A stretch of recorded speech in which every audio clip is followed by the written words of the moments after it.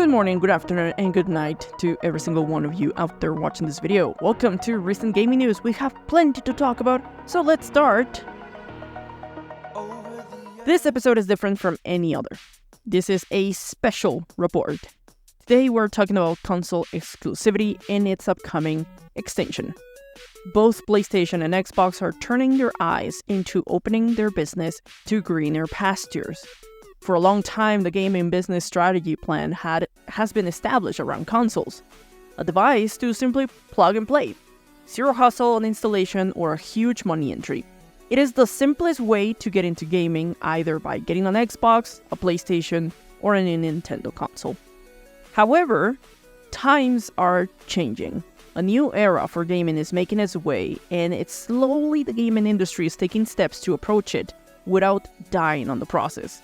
Best way to stay on business is to adapt. So yes, games exclusivity is about to change.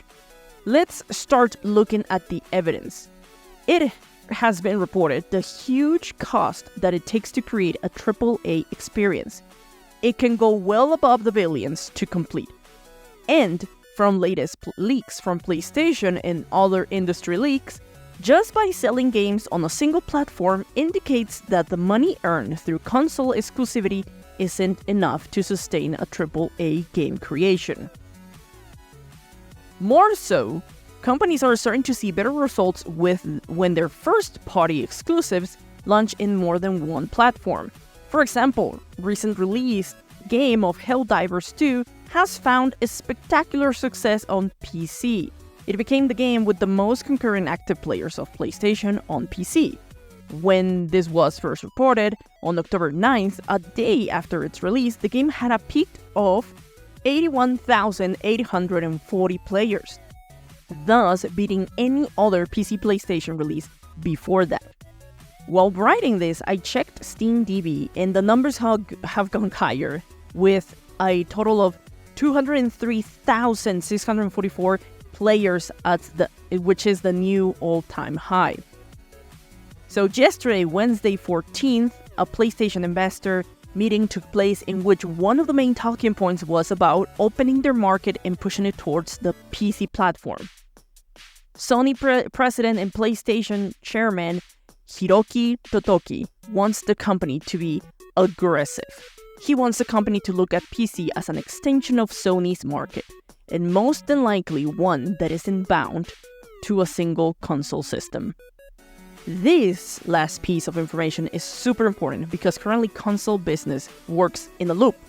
You release and sell a first-party exclusive and gain a boost on console sales. However, as it was informed on yesterday's Q&A with Hiroki Totoki, Sony expects the PlayStation 5 sales to decline. The company had set an ambitious sales target of 25 million PS5s for the year ending on March 2024. However, in the latest quarter, it sold 8.2 million consoles, bringing it to the total for the year so far to 16.4 million. The company is expecting to fall short of its original target and believes it won't be boosted since it confirmed its plans to release no major existing franchise titles during this upcoming 12-month period. Yes, new games might be coming to the console, but nothing that is already existing. So it is more than likely that Sony is looking to release their first-party games either that already happened a year ago after release on the PlayStation 5 console, or maybe even wilder idea to any upcoming games, release them on day one, both PC and PlayStation 5. Last year, if I had said this, but players would have thought I was crazy. But with this new information, it could be possible to see it happen in future game releases. Now, on the other side of the console market, we got Xbox. In the case of this company, things are a bit different. Xbox has never shied away from releasing games on both PC and in their current console. It is already well known that games are released day one on both platforms and their subscription service Game Pass. They have already taken the step to receive revenue from different places, so it shouldn't be a surprise to hear the company is constructing their business towards releasing their games on other platforms. At the start of February, a scandal went up in flames when rumors circulated that many staple franchises of Xbox and even upcoming games were to be released also on PlayStation or Switch. For example, the Indiana Jones game or Starfield, and even Halo. All three games were implied to become multi-platform.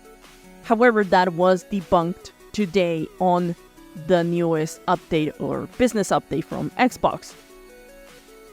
While Xbox has a vision to bring the brand of their box to every screen possible, it won't be done by just opening access to their whole library to every possible platform. And on Thursday, the company gave a short update on what next steps the company was taking as their business strategy is going to be shaped in the future. Essentially, the presentation was to call out people to chill out. Since the spreading of rumors, many fans expressed anger and disappointment on the company, taking a different path because it seemed it was going to become third-party developers, or that's what everybody was saying, which is not what Xbox is trying to build. Instead, on the official Xbox podcast, the conversation only solidified what Xbox had already been working towards, releasing games on other platforms. While their main slogan is games for everyone, we know that it also means more profits. So let's look at it this way. A new restaurant opens doors in a specific state. You can only buy their food at that location of that specific state. The restaurant sees incredible growth. They can either expand to other states or continue to sell their food just on the locations of the state they started. In other words, they become exclusive of a specific place.